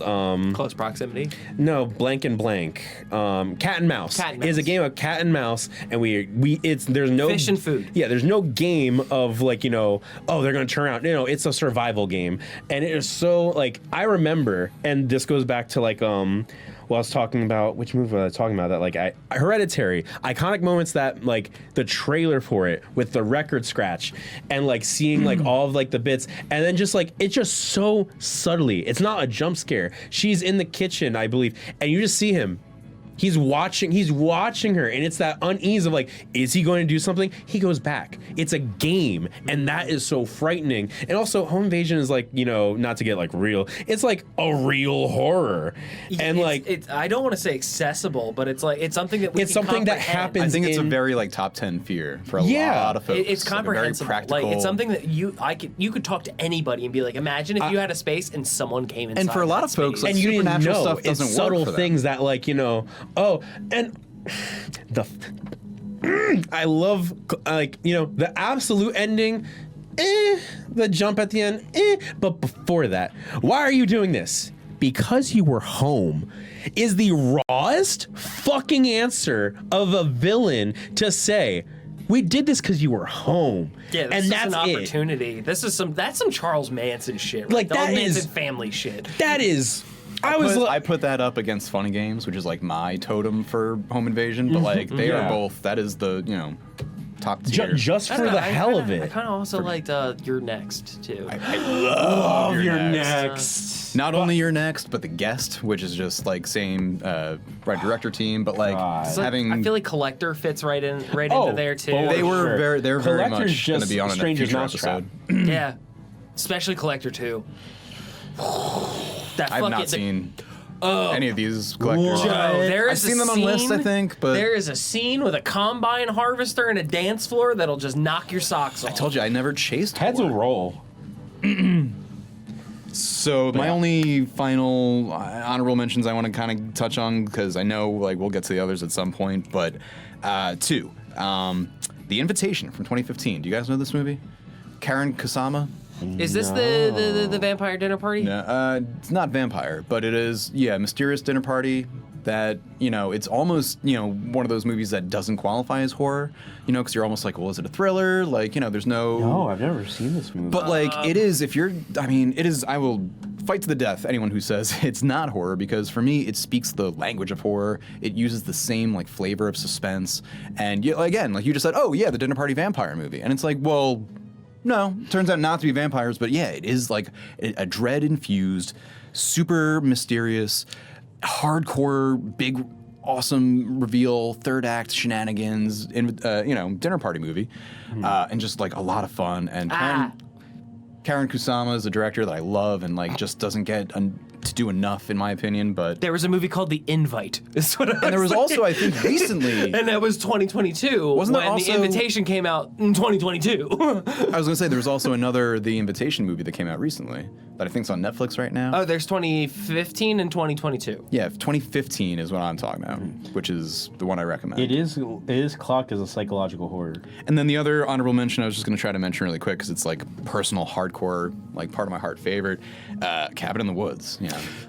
2011, just like it's not even it's hardly a horror movie, honestly, like, but it qualifies in content, if not necessarily tone or pace or suspense. I mean, it's a very entry level, but at the same time, it's like meta brain breaking entry level. It's like a meta suspenseful thriller when you talk about it, but if I brought it up, it'd be about comedy. If I talk about it, it'd be like monsters. In the interest of just being succinct, I will say I love the fact that despite, Joss Whedon being revealed as a, Predator, we love and respect Buffy in this house. And also, I am a bit of a Marvel boy. And this is, this was actually, I think, written in like 08 or maybe then produced in 09. And then it sat on the shelf for a while. It came out in 2011, but came out just a year before Joss Whedon's other huge genre sort of crossover team up epic, The Avengers. And I just think that's so funny that they have that kind of, small horror, giant mega blockbuster powerhouse parallel. But no, that was a huge favorite for me and continues to be a rewatchable. So those are my honorable mentions. Do you have anything else before we're trying to do our round ones? I got my 2 honorable mentions. Go for it. It's not really a horror movie, but it is a horror movie. Constantine has always been really big for me. At least in content, yeah. Yes. Hell yeah. I love I'll allow Constantine. it. Yes. Oh, God, Shout I out love to that things that are movie. getting sequels. Hopefully, maybe near future. Never. But it could be, but maybe not. I did read an update recently that said, essentially that our boy Keanu, so ready for it. waiting for the right script, though. Yep. Like, really, like, waiting for his pitch, And I love appreciate it that. So, he has the ball in his court. dude, that, John Wick 5, same thing. Like, he's a tumbleweed. I trust him. SpongeBob. Yeah. I didn't see the new Bill and Ted, but I still trust him. Right? You want to talk about horror movies? Just kidding. We're not going to bring that up. And then my other one that I had, clearly locked and loaded. I didn't have to Google it and remind myself that this movie existed. I feel like this is kind of a 2-for-1. It's Grindhouse. Oh, hell yeah. Planet Terror, Death Proof, two sides of the same thing. Robert Rodriguez, man, come on. Robert Rodriguez. Yeah. Asterisk. Qualified. Out of the two, did you prefer Death Proof more? Yes. Okay. I mean, I have a lot. Well, it's like one of them is like gross out, the other one is psychological. And what have I been saying? I never really chased the body horror or the gross out or the grotesque. But when it comes my way and I love it, I do love it hard. He gave me zombies, he gave me comedy, he gave me gross. I love Death Proof, and I saw Death Proof first. I do feel like But the rewatchability came from Planet Terror. For what everyone says about, that the ranch scene in Once Upon a Time in Hollywood being like Tarantino's swing at horror, from Dusk Till Dawn aside, because he only wrote that script. Death Proof is Tarantino's actual horror movie. That is his slasher. That is him. Yeah, That's his pulp horror. Exactly. That is. But I love it. Like that. Like a lot of people rank that as like their bottom Tarantino. And like, look, I have a lot to reconcile with Tarantino for his associations with certain settler colonialist terror states. But I only hesitated between or with Robert Rodriguez because as much as I love like the kind of the first half of his career and what all he's done for us. No, I love that he did that. No, I love that he did that. My little sister loves those movies. Like it's awesome that he gave us both that and From Dusk Till Dawn and Desperado and all these amazing things. Yeah, exactly. But have you seen what he is up to lately, my friends? No. No, you haven't, because for many reasons, no. I mean, not to just shit talk a director, because that's not what I'm about, but like when you're a granddaddy... No, that's not why we would hop on a podcast at all. But when you're a granddaddy, master, kind of institute big name, you get to have a little shit thrown your way, and it doesn't matter. You can afford it. Mm-hmm. But no, I mean, he's just not in the glory days that I share. But, him, Guy Ritchie, they can do whatever they want. It's fine. And Portlandia. It goes without saying too that it's definitely like it's the body of work over like a select few at the end of the day. But still, I do find myself coming back to like nostalgic favorites with stuff like that. So it's like with directors like Robert Rodriguez, it's like, okay, no, I do love From Dusk Till Dawn. I do love Planet Terror. I even like the fucking Machete movies. Hell yeah. They were just that was so still fun for me. Oh yeah. But then it's like you do like Once Upon a Time in Mexico and like Desperado. Like those movies are fucking those are amazing. That's awesome. what I'm saying. You're naming all the first half stuff. Yes. all his same last thing with like Guy 5-10 Ritchie. years. It's like you do the same thing with like you get like Snatch. You get like Guy Ritchie movies. No, and again, like I love like early Guy Ritchie, and then whatever. I don't know. The Gentleman was pretty fucking crazy. That was like his return to form too. I love the Gentleman. But then they put out that TV show, and matter. it was fucking terrible. It's just my opinion. I'm sorry. We have too many opinions. That's why we're here. Yeah. But okay. Were those any other honorable mentions you want to shout out quick before we do our final number one faves? I would just say want to make it too. Creep was really cool. Creep's fucking awesome. Found footage, wild. I'm so glad that they have the Creep tape season 1 and renewed for season 2 on Shudder. Exciting. Just so unsettling and and even like the sequel was fucking bonkers. But the first one is the one that I'm just like. It was one of those things that like I'm so mad I watched it at night because I was like I had to sleep with my back on the wall because I'm like, oh my fucking god, this Peach Fuzz character is so fucking weird. But like, banger. All right, so then number ones. My other, I'll throw out a couple real quick, just rapid fires. Go for it. Annihilation, Mandy, Annihilation, and Midsommar. I'm rereading Annihilation at the moment. Oh. For as much love as we have for that movie, you guys absolutely, I hard recommend just the first book, Annihilation. Was there an audiobook? Yeah. Okay. Audiobooks are books too. It is a trilogy of books, now recently a quadrilogy. But whereas is that a word? Whereas it is now. All words are made up. God damn it. Archer. I literally said that yesterday. Fuck. I should have seen that coming. But no, I forget what I was going to say. It doesn't matter. Go on. What? Here it is. To no one's surprise, if you saw the bio, you saw my shirt. If you saw the deserted island, you saw what my number one was. Ain't not a goddamn wrong with it. My number one favorite horror movie is The Thing. Hell yeah. Like, I think that, that's I won't speak for a future guest. Ooh. isolated horror, body horror, body horror, body horror.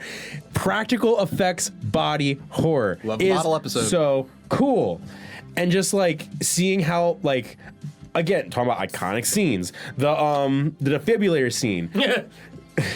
Still makes me giggle. Like To this A day. petri dish is iconic. oh because yeah, of that movie. when they were testing a the parka is iconic because of that oh poster. my god. A prospector hat is iconic because that movie. Whoa! And, Because of that man, Kurt Russell. Thank you, actually, America's no, Uncle. because Yeah, of yeah. Cool that Uncle. movie, but also Toy Story 2, Stinky Pete. Sorry, Frasier. The duality of man. The duality of man. Triology. Sorry, man. but going on the thing, and just- amazing things. Go on. Yeah, amazing.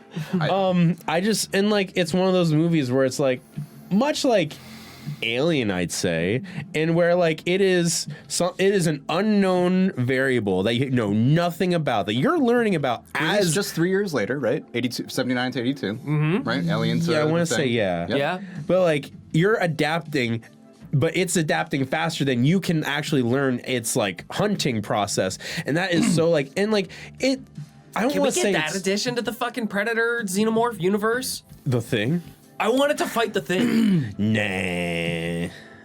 Do you just want a movie in which Mary Elizabeth Winstead is revealed to be a replicant? Because honestly, Glenn, yes! Get Hollywood on the phone. And like, I wouldn't say it's a dreadful movie, but it's also like there's no hope. it is such a No, good it's movie. hopeless. But like The ending. The ending is the most hopeless ending you could Deliciously dreadful and But like, it's nihilistic a different and dread of fantastically what like you know open-ended. Yes. modern horror. Yes. Like I would categorize Hereditary's dread Because in a way different they won. than the thing. There was Oh, a how slight so? win. Yeah, well, like, yeah, they won at what cost? Yes. Versus no one wins, and like Yeah, the you- thing is more optimistic, isn't it? Yeah, slightly. That is a tough thing to reconcile. But I'm sorry, But no, the but- distinction in it's dread. it's very much that. Like, you know, like everything's lost. We won at what cost versus everyone's dead. They won. It's over. Or everybody's. Peon wins. If you're rooting for him, her, him, it works. It's the triumphant thing. Yeah, there we go. Also, the fact that we can go back to that movie so many years later and still have heated debates about how the movie ended. There's Yeah. so many different ways that Or you what can was interpret intended the with that ending. Yeah. Like- and like to Is it meant John to be- Carpenter for being like, no, you figure it out. Yeah. Is it meant to be Don't optimistic spell or it. nihilistic? Yeah. Yeah, is it or is it like you were gone a mighty long Although I time, do buddy. believe Childs was the thing. Save the hot takes for when we get to probably. I mean, this is something that like I'm sure we would all love to Oh, also revisit and talk spoilers. about in greater The detail. movie came out in 82. The movie, That's one of the ones we don't have to apologize But for, I like think. infinitely better than like the remake prequel that they did, but also because of practical effects. Well, among other things, but yes, Well, like for sure. among other I mean, things, there were some. There were some practical really. effects. There were some, and I can't damn that whole movie because of it. There were some. There I mean, were some. remakes good and bad is itself an entire day's worth of Oh, content. for sure. Go on. We're gonna talk about it. But there's just so many iconic things, like when his head pops up and becomes like the spider-esque The thing. fucking dog. The dog. That hurt my feelings Yeah. because that poor dog was like, I What's want, wrong with these I guys? don't want it. I don't want it. these aren't real dogs. Help. But all he could say was like, And like it got me. It's one of those things that like I get excited at anything that I can grab onto. Like they remade, or I guess it was like a remake to like transfer over to like modern consoles. The Thing game. It's on the marketplace. oh my god, are you talking about like the PS1 one? Yes! Oh my god, It's that on game sucked, but it was so fun. I don't give a flying fuck. It's on the PlayStation Marketplace. I was like, it's on sale. I'll take that. It's so Thank busted. you. It is so fucking busted. But like, But it's one cool of those because things. there's a madness mechanic. There is a freezing mechanic. There's a lot of Survival. Yes, and it really does hit that it's like the Thing is not just a sci-fi horror; it's cosmic horror, and I feel like that goes miles. I love cosmic horror. I love cosmic horror. Mm-hmm. It does present like such an extra layer that like it forces you to consider how small you are and how big the universe is and how vast. That's where the hopelessness comes from. Because Shout out to Event Horizon. Shout out to like Mandy and everything else. We'll do a whole absolutely... cosmic horror. Yeah, no. Hell We will get hard into cosmic horror, trust me. Horror. But yeah, I love the Thing. Anything Thing related. So much like the Thing be thangin'. The Raven, right? The middle school teacher's classic example of, the dark nothing is way scarier than the thing you can, the monster you can see. It's classic scary stories. It's what's under the surface. Yeah, it is what is at the core of human beings as a whole. It's like, what were we truly afraid of? The thing outside of the frame, our light. the periphery. I mean, we played we've played the Thing game. It's called Among Us. Any other Thing thoughts? Thick, thoughtful Thing thoughts? Why the fuck did you Among Us? Because it's the same thing. Among Us is a horror game. I mean, there's a lot of murder from there what I is, understand. yeah. You have someone impersonating someone in the crew. Cosmic, It's pretty spacey. sus. You're stuck in an enclosed area with them. It seems hopeless until It's very alien with them going into the vents and stuff. Like, there's callbacks to horror. Yeah, well, that's Claudia, a whole did you nother see it? episode. You're welcome. Claudia, did you see the trailer for Alien Earth? Yes, I did. Whereas, like, I've always been a fan of Noah Hawley because I really enjoyed, among other things, just everything he's done, really. But like the Fargo TV show, so I was like, okay, an Alien so TV good. show can make a lot of, I can see him doing it. But like their whole Earth thing and the timeline, we're all like, oh, I don't know. But like that trailer really sold me. Also, but again, cosmic Predator horror. dropped today. Killer Oh Killers. yes, Killer of Killers. I can't wait to watch that. 90 minutes. Ooh. 90 minutes on Hulu. Go check it out. Thank you for the person who I steal their Hulu. We finally get feudal Japan Predator. And we've only been asking for it for, Joe, how long? How long? Shout out to Evan Williams, who made the amazing pitch for the actual, Hideo, God damn it, I can't remember names right now. But whatever, he's got the pitch video for the really good Samurai Predator thing. And it's not the one we're getting, but it's whatever. It's one that I dream about. I guess it's the one that But I'm we're still deserving. excited for Killer of Killers. Yes. Anyway, sorry. Number one. All right, my number one, as mentioned, is a 2024 movie. Not necessarily, I don't know if it's exactly what I would say my number one, my favorite. I also really love Longlegs, especially since it is like the essential spiritual sequel remake of another core movie for me, which is Silence of the Lambs. Oddity is up there. I really love The First Omen from 2024. There's so much in 2024 that I can go on and on about in terms of horror. This is great. Really excited for where you're Azrael, In a Violent Nature, Eczema. Just teasing now. So many things, but one we haven't mentioned, one starring one of our favorite horror kings, is of course Late Night with the Devil. Yes! I did not want to Facilitated name feature. it. I did not want to name it my honorable mention because I knew it was either going to be you or you. It was on that one's on my deserted island pick. But yes. I have rewatched that in the year and the year and a half it's been out, whatever year.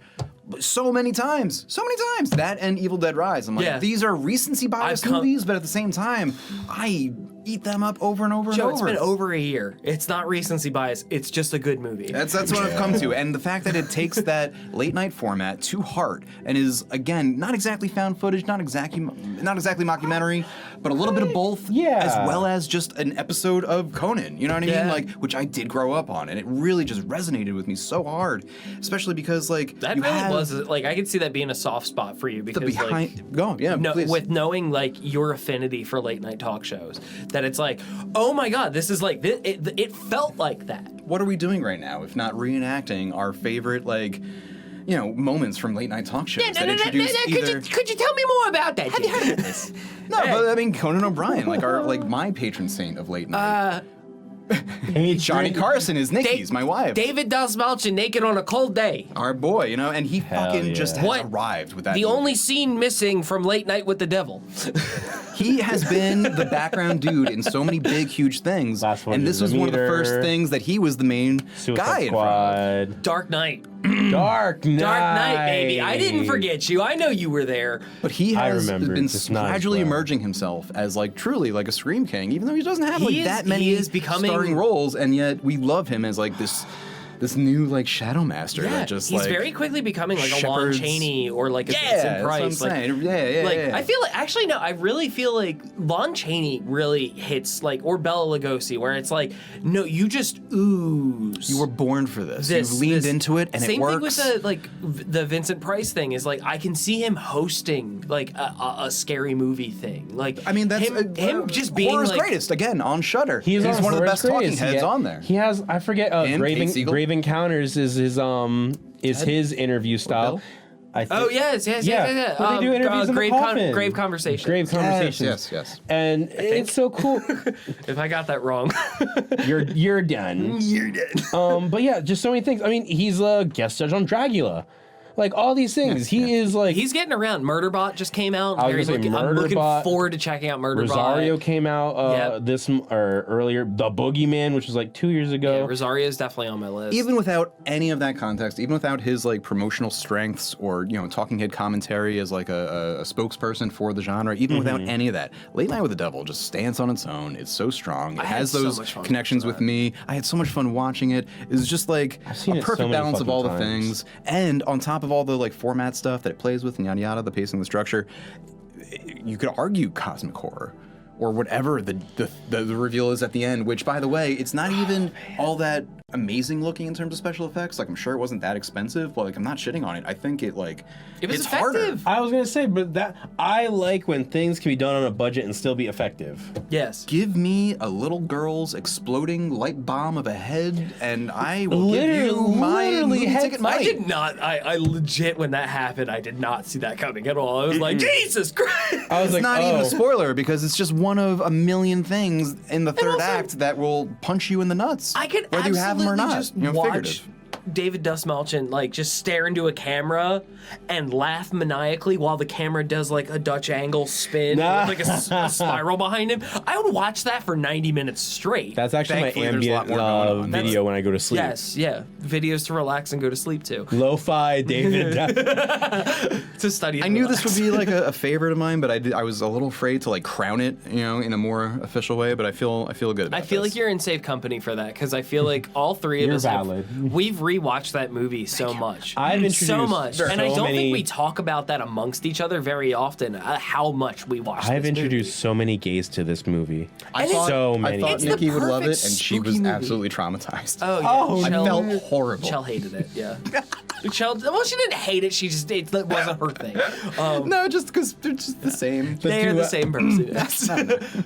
No, it's like it is perfect vibes for like we're getting into Halloween. It's spooky season. Oh my It's God, like, it is a that ha- is kickoff spooky season. I feel movie. that is a Halloween It's like tone setter. You're having a Halloween party. That's on. Throw that shit on, yeah. Yeah, that is great background That's a whole stuff. nother episode too. Is movies to just put on in the background.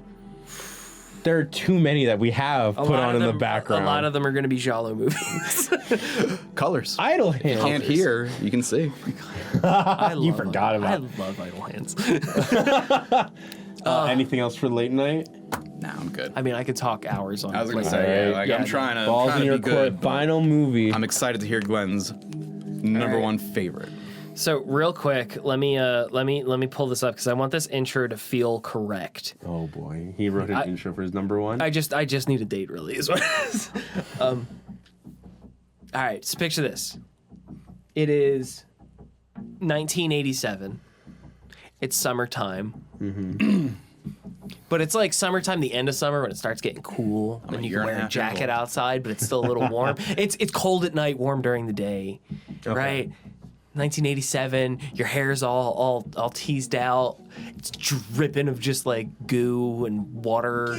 You have like super cool dangly earrings and you hop on your fucking dirt bike to go down to the boardwalk. That's right, I'm talking about Joel Schumacher's amazing entry, The Lost Boys, baby. Fantastic. The I would sky's be- blue, I water's would be- wet. Glenn's yeah. number one's The Lost Boys. Yeah, I Did would I be tell you remiss I have only not to seen say it's my this number one. in the last like 2 years, I think.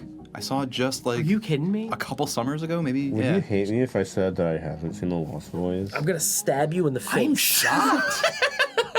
It's one of those movies that like, oh in yeah, Minecraft. It is, In Minecraft. It is so In talked Roblox. about. It is one of those sort of classics that I feel like you can miss because it is so covered. You know what I mean? In For references, sure. But I've in never other sat properties, down, hit in, play, you know, and watched it front to back. I have so many movies like that. But I'm gutted. I'm absolutely gutted right now. No, genuinely, like because see, the thing about Lost Boys is I know there's a lot of people that are in that same boat of like, I know of it, I know about it, I've seen clips. I've never sat down, pressed play, and watched the thing from beginning to end. So it's like I'm not truly gutted about it. The crazy thing to me is that like Lost Boys I grew up with. That was a movie I watched and never considered a horror movie. So like me being a scaredy cat about horror movies, I watched The Lost Boys over and over and over on my little VCR TV that I had in my room on a bootleg, like it was statute of limitations, I guess. It was like recorded from HBO Yeah. onto a VCR. Miss those days. Yeah. That's how I like owned a lot of movies and then Yeah. was able to rewatch and cultivate. You know, And like a love I for a remember lot it of was like the movies. last 10 minutes of like Three Amigos, and then it was The Lost Boys. Holy Which shit. is the funny thing is Three Amigos was on another bootleg. somehow works as a double feature. Yeah. please flip to. Well, you couldn't flip it, but sure. But like I watched it so often that it's like it never occurred to me that this is a horror movie. Again, not like scary necessarily probably to most folks, but like again, horror in content, horror in terms of like its language, right? Like, Absolutely. It is vampires. It is It's horror in prose. inherently a little dangerous sexy. Like, hi Joel Schumacher, yeah, of course. Like give us more oiled up wrestlers with saxophones and chains? Good question. I You didn't still tell me believe. that part. I still believe. You didn't tell me that part. Did you really not know about that? Not that part. Now I have to. Oh my It's God, Pride Claudio, Month. you're gonna I was love about it. to say, like, yeah. I not to be almost wore my Lost Boys offensive. shirt, which would have been really which dumb. is not actually a shirt, but a nipple clamp. It was. It's actually just chains and a saxophone. You'd also have to And like. it's on the. You'd also have to like crimp your hair and make it wet somehow. Yeah. Which you gotta call Marshy for Which that. you know but- he still tours. the saxophone man. The saxophone man. His name is Tim Capello. His name is Tim Capello, and he played Philadelphia, literally like maybe a year ago at the Philomoka. It was. I didn't go, but it was like, what are you going to see him do? Is he just gonna play Still Believe over and Rock over your and socks over? off. No, apparently he had like an hour-long set list, and I'm like, We could do a other whole songs. episode of just vampires, which I hope we do at some Oh, point. God. Vampires are But so like you fucking can't, horny. It'll you can't be talk about so vampire cool. movies in general without mentioning the Lost Boys. You can't talk about 80s classics without mentioning the horror or the Lost Boys. You can't like it's like talking about like teen movies about the 80s teen movies, and it's like, oh, I didn't talk about Breakfast Club. It's like it's part of that. No, It is part of that. on whole the thing. flip side, because you can flip side Joel Schumacher. I asked. One of my He actually first prefers it that way. one of my first heartbreaks. One of my first heartbreaks is Batman and Robin. That was one of the first movies that taught me, oh, movies can be bad, even when you pay for them in the theater, even when you get driven there by your I parents. didn't know it was bad for a really long time. That was the first one where, again, That the one with Uma. just a couple years before Blair Witch Sure Project. was. Yeah, it sure was. Oh, Sure you're not going was. to talk about my formative gay moment like that. Again, at that time, 8-year-old it made Joe me feel funny. was not. Well, hey, yeah. It Listen, that Uma. close up of just dink, I'm like, Not that, but I was talking about Uma Thurman seducing people, and I was like, I did this. I thought this was a superhero movie. But even super Why young, are my pants getting tighter? I was just like, I'm sorry. You're gonna tell me And Alicia Silverstone fights her? that I'm supposed to get pumped up for a Bat credit card? Try the Bat Go Amex. fuck yourself. That's why I'm actually a socialist. It's because in 1997. Joel Schumacher. So thank you, Joel. the one domino just. Joel Schumacher made me a goth vampire, made him a socialist. He's doing the Lord's Made work. me gay. The Lord's work. This podcast brought to you by Joel Schumacher. Oddly enough. Oh, we have a big call list coming. Baby. No, I adore that movie. Every facet of it, every character, every moment. Like, there is nothing like, and again, there's still stuff about this movie that it was so well made. There's so many parts to it that I'm still finding out stuff years later. Like, I love this. You guys know that I love this movie. I just recently found out that apparently while filming, Kiefer Sutherland broke his wrist on the fucking motorcycle. Oh. And that's the reason why David was wearing leather gloves the entire movie, is because he was hiding his cast. Interesting. And I was so, like, iconic that's now. so, it's iconic for the character. I'm like, yes, no, you think David, he's got the fucking bleach blonde mullet, the big jacket, and gloves. What is it? Necessity is the mother of all invention. Like, it's so amazing how much, like, creative choices came from the fact that, like, we were just trying to cover up a fuck up. Absolutely. Or we were just trying to make do or compensate or whatever. And then you have classic moments that, end up defining your taste, come decades later. But I am very happy, I think, with a 90-minute first episode covering at least 9 of our top 10. Is this where we get to start deciding on a 10th? But This is our 10th, yeah. I know where our 10th is. Oh, what is our 10th? This is going to be a fun part. Yeah, I'm very excited. This is the great finale. Can we all say what we think our number 10s are at the same time, and then try to see? No, I have no idea. Actually, no, I have no idea. What? I have an idea of what our... at least a mutual movie that I think we all would put on high remarks. But We've been on Brain Connection for the last week and a half, probably longer. Day 5. Day 5. Give it up for day 5, everybody. But I'm genuinely drawing a blank only because I did hear it mentioned at a certain point tonight, and I don't know if that. So wait, remember that, and then what are you thinking? Because I have no thoughts. That's where my brain's at. It was mentioned. Did I mention it? No. Okay, so then it's not that movie then. Okay. Because that movie was not mentioned tonight. Okay. What are you thinking? I'm thinking. Again, this may be page? this might be. Hello, sharks. Shh. I can't get my leg up, but there's a shark on my leg. Same. Maybe it's. I know it's not a recent bias. It's a banger. It's vampires. It's Sinners. And this is me saying a mutual movie that I think all of us can give the accolade of being an incredible film of horror. I think that beats out what I was going to say. And only because I'm like, I literally watched 15 minutes of that. Go fucking watch Sinners. It was so popular. It's on streaming now. You have no reason not see it. It got moved out of IMAX for Thunderbolts, and then from popular demand was put back on IMAX during Thunderbolts. It was what was it, the 7th or 8th weekend that it's been out, and it is still in the top 10. And also, did we like Thunderbolts? Did we see Thunderbolts? I saw Thunderbolts. I didn't see Thunderbolts? Again, as the Marvel boy aforementioned. Look, there's a lot of. He likes his Budweiser sometimes, man. It's fine. That could be a whole thing into itself, but this is horror. But no, regardless, Thunderbolts, very good. Loved it. Highly recommend. I only bring it up because it's a different thing that Marvel did, and I'm kind of upset that more people aren't going to go check it out because we want new stuff. We want different things. Go see different It is things. new and different. I don't know how much I would even say it's new and different, but it was very good. In fact, it made me feel like, this is the old Marvel juice that I enjoy. So coming back to roots style. it's just Not the a bone nice hurt return to juice, form. Whereas it doesn't hit all the time that formula. I thought it hit in this one, but no, not to deter. Sinners, I think, is a really good choice because obviously it's a huge powerhouse. We don't have a ton of Black American representation, which is something that I would like to see a lot in our list, and this is more than deserving. We all did absolutely love it.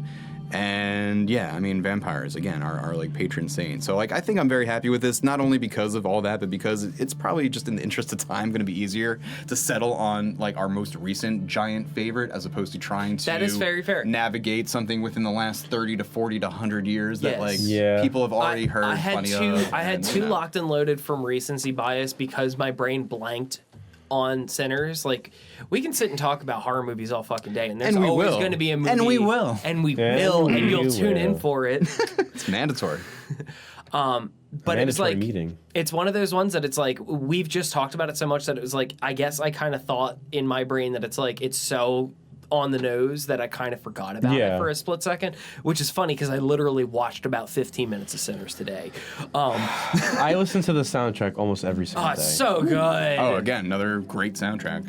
But out of recency bias, we'll call it that. I was going to say that the two that came to my mind for that top spot were either going to be Longlegs, because that had a very big impact on all three of them. Was that the one that was mentioned that you? Yes. Yeah. The other one being this one's, and it could be a horror movie, could be a thriller movie, it could be I don't know, but it's got our boy in it. You're slipping into your New York. I know. It might be this. It might be that. Come on, man. It could be fucking Strange Darling. Hell yeah! Another 2024 banger. Kyle Gallner. And our other Scream King, of course. Yes. Our other Scream King. David, Kyle, Tony, call us.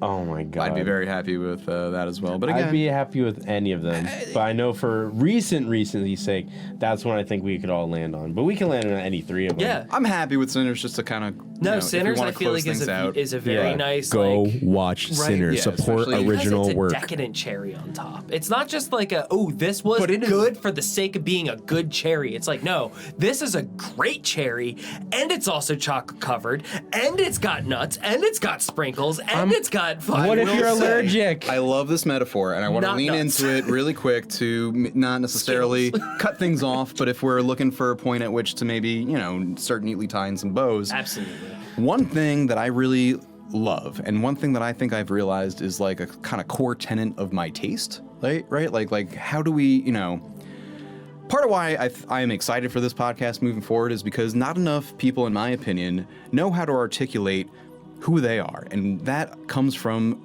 what they like and what they love and what they will choose to stand up for. And I think that this is a lot of grandstanding for talking about, our favorite movies, but also like, in my opinion, like art is why we're alive, right? Mm-hmm. I mean, have the weird opinion. So somebody's got to. When it comes to stupid nonsense like this, I do take it seriously and we love it, and that's why we're here. But no, Sinners is such a great example of like a decadent, delicious, you know what I mean? Like leisure, like it's romantic, high, it's terrifying, it's like Haley Steinfeld, but it's high sweet. You know what I mean? So like it's high pulp. And that's the thing that is like a guiding thing for me that I've always loved. Like whether it's, like Kurt Vonnegut, right? Someone who will deal with time travel and robots and cyborgs and like a million, and aliens and whatever, but also is the type of thing that you need to learn in a classroom. Or like something like Sinners that is vampires and sex and spitting in our partners' mouths and, dancing and seeing an electric guitar in, a period piece and like whatever, all the crazy awesomeness. That's all genre-y and pulpy, but it is also like this extremely, well-crafted, intensely poignant because of all the meaning that each frame is pregnant with because of the oppression and history behind everything that happens, whether it's the different like kind of, religious aspects that are folded into the different, traditions of the various characters and like this, that, the other. But like it is that high-low middle ground, or not middle ground, but like it is a high version of pulpiness. Like it is everything that we've been talking about, and I think it's exemplified so well by Ryan Coogler and everyone involved, Michael B. Jordan, etc. So, yeah, good example of everything I love, whether it's horror movies or otherwise. Absolutely. Do you have any closing comments, closing remarks? I just love Sinners so much. Anytime Annie was working on her craft, I was like, yes. And the musicality to it, how the guitar was playing on each stroke of the match, and just like things like that just like tickle the brain so well. And who is that actor that's been talked about, but we didn't mention him and I feel bad? The young Miles Candon.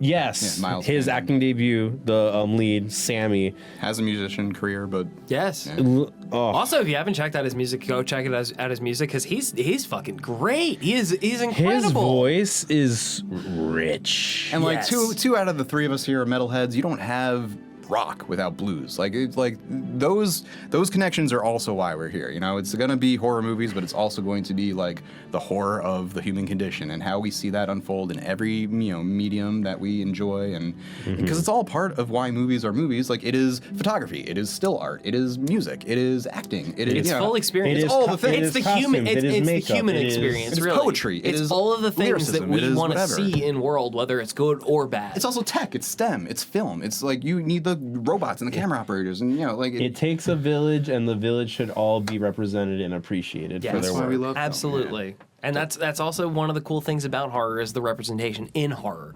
It lends that stage for people to be represented more so than literally any other media, in my opinion.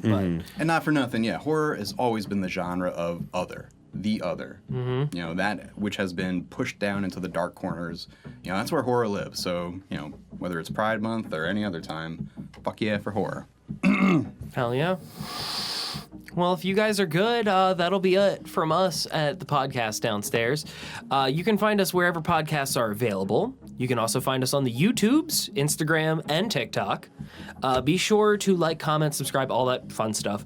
I want to thank our producer and tech wizard, Don, for helping us set this up. Don and Not Great Entertainment. Thank you so much for the lighting, the studio, the sound that you were hearing, the music, the overlay, graphics, all of it. The ambiance.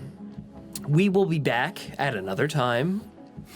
probably the same place. And same place, same time, you know. And we will see you later. Until then, stay out of the basement. Good night, y'all.